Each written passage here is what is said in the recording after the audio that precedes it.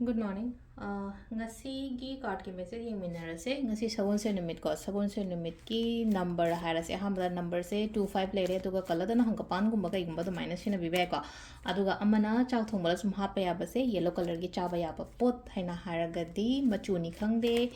hangkapan machugi hadi samna hada mairin kaina harase ko mairin machet ma khatang ka chak ta ka hape tang ngan boy lak boy do maina gumba to biba yellow color ki chaba ya ba to mai ta ro ko hadi cheng soba kai da maina happy be ya ko adum laire adum ki lo thong mana hari se degi card hom batang thok jare ko card hom se degi ama khalase ko card number 1 consider card number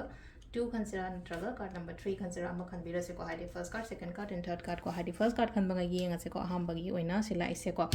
yamna wakhan nungai na layo ke na mauna layo ngasi se laina ko afaba lakpa oina oi ko hadi wakhan ju nungai gani afaba gumba hadi lanthum chang pa kholok pa dum ba so oina oi ko aduna yare ngai mood hai tare ko wakhan nungai na positive oina layo ke na mauna yam sengna haira kan da ko masana na nupi se ma kayam ken leitra aduna hadi isha su na na kho na dai taraga lebi ba hai tare ko number 2 ko number 2 khan bangai gi oina silai se ko pesang sa kai ka phajana haina sizna biyo haina thada biyo kadai invest to doino kai to doino ko to no ha manage to bi ba hai tare pesang sa se phajana aduga number 3 ko number 3 khan bangai gi oina silai se chetang section lo ngasi thabai khang cha thoko to ko matam da ko section ba khojan ba dum ba su phai ko dai taraga lighten khoirama ka phajana gumba chapi ba sisina khoi card ki message le ko timing ne ki pung manga ga minute time pandai na taru ka minute fuma pan phang le ko adagi mapan ga mi yang khai ma thoi degi na pung ani ga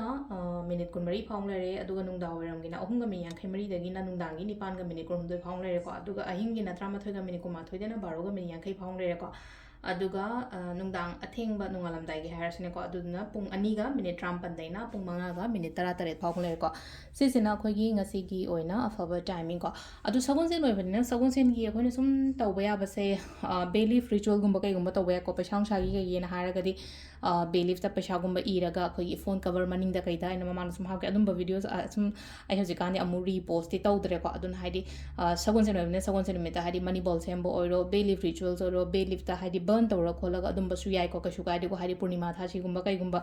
watli en harasne ko purnima tha si gumba ta haidi watli bani na esik darkar le bani na hapetang sugumba manifestation or rituals macha gumba taw bining ba leraga di adum gumba mayam do taw bi yai ko adu sir lere khoi gi ngasi gi oina day kaino daily card message ko ado makata videos ko na mu yeminarase thank you